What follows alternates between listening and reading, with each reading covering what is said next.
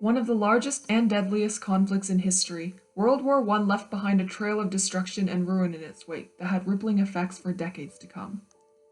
In the old Ottoman Empire, these effects catalyzed the formation of two distinct ideologies: Zionism, the movement for the creation of a Jewish homeland, and Arab nationalism, the push for the creation of a unified Arab state.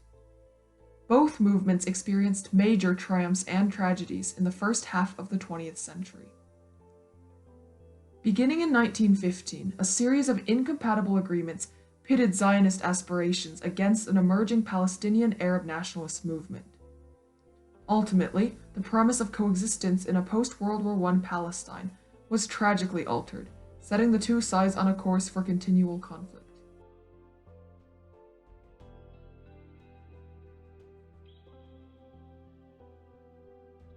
One of the greatest spoils to the victors of World War I came from the fall of the Ottoman Empire in the beginning of the 20th century, which left much of their former territory in the Middle East in the hands of the French and British.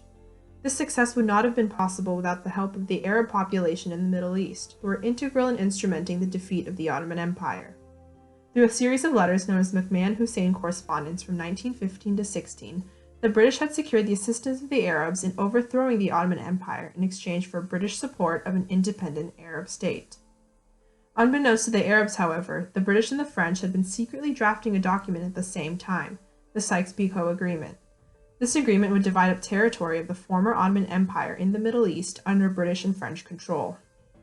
Directly contradictory to the McMahon-Hussein correspondences, the Sykes-Picot Agreement came as a major blow to the aspirations of Arab nationalists, and marked the beginning of a long-standing power struggle exacerbated by subsequent British foreign policy. The encroachment of colonial ambitions onto the Arab consciousness only served to drive the rise of Arab nationalism in response to the humiliation of Sykes-Picot that arbitrarily carved up historical tribal and ethnic regions. More issues developed in 1917 when the British formalized their goal for the establishment in Palestine of a national home for the Jewish people through the Balfour Declaration. Balfour marked the first instance in history of genuine legitimization of the Zionist movement by a foreign power, and prompted a new wave of nearly 40,000 Jewish people into Palestine. It was just, a big injection of excitement amongst Zionists worldwide that the Balfour Declaration was released. On the other hand, Palestinian Arab nationalists viewed the Balfour Declaration as a denial of their right to self-determination and feared it would lead to their economic and political subjection to the Jews.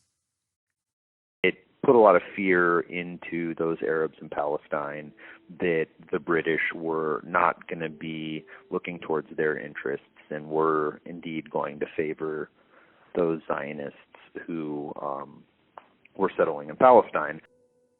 The Jewish leadership in Palestine noted these rising fears and made active attempts at incorporating the Arab population into their economic sphere. Accordingly, in the first few years of the Jewish presence in Palestine, a tenuous balance was achieved in Arab-Jewish relations as unions, like the Union of Railway, Postal, and Telegraph Workers, became the most powerful tool in the integration of the two populations.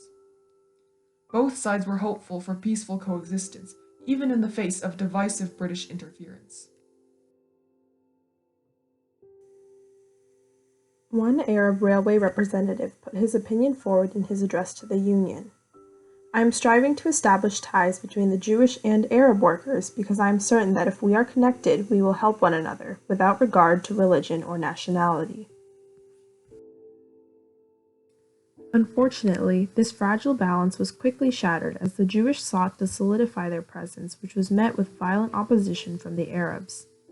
Histadrut, the dominant Jewish labor organization in Palestine, was the first to pose a major threat to the stability of the relationship by actively breaking up integrated unions, excluding Arab labor, and initiating campaigns to boycott Arab products.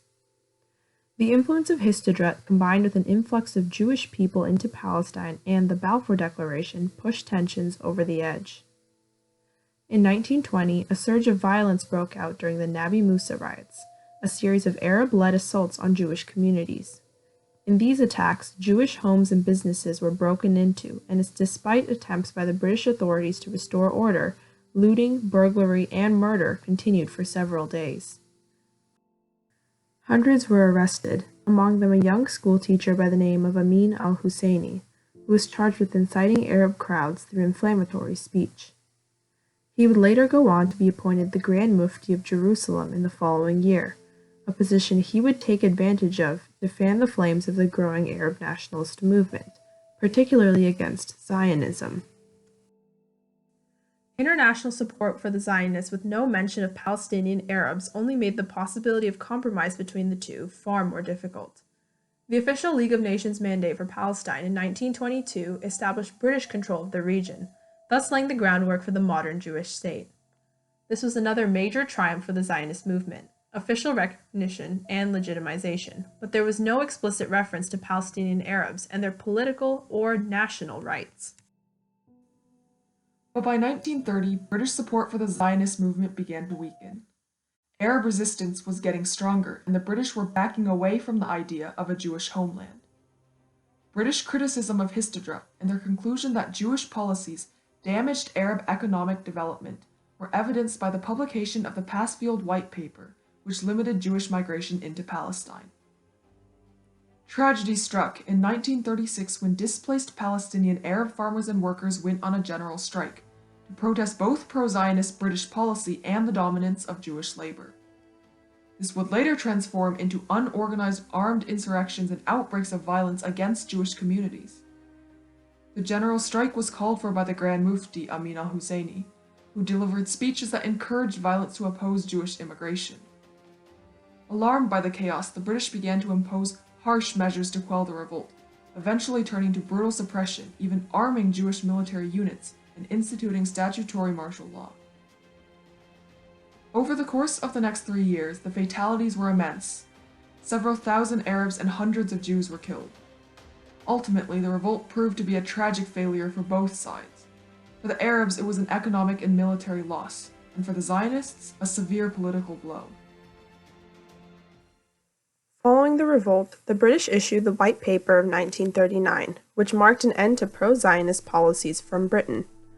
This new diplomatic policy officially limited Jewish immigration for the next 5 years and forbade further Jewish purchase of land. More importantly, it explicitly stated that it is not part of His Majesty's government's policy that Palestine should become a Jewish state.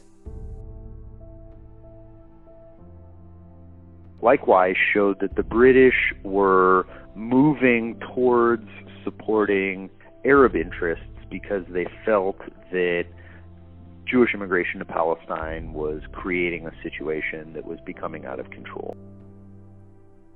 The Zionists and Jews in Palestine were immediately enraged over what they saw as a betrayal by the British during a time when the Zionist movement was characterized by a renewed sense of urgency in the face of growing violence elsewhere in Europe. The Jewish Agency for Palestine even issued a statement shortly after, which accused the British of abandoning the Jews in what they called the darkest hour of Jewish history.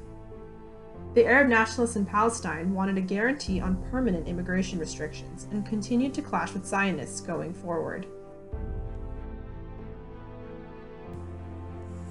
The 1936 Arab Revolt represented a tragic break in relations between the Zionists and Palestinian Arab nationalists that continues to resonate throughout modern-day conflicts in the Middle East. What had transpired in the first half of the 20th century proved to have disastrous effects going forward by marginalizing the Palestinians and for much of the Jewish population in Europe, destroying a potential escape from the horrors leading up to and during World War II. The Zionist movement would not be able to regain the same level of official recognition and ideological triumphs as it did in the early 1900s, and the Arab nationalists too would suffer from increasing violence in the coming years. As the British Shaw Commission noted, representatives of all parties told us that before the war, the Jews and Arabs lived side by side, if not in amity, at least with tolerance, a quality which today is almost unknown in Palestine.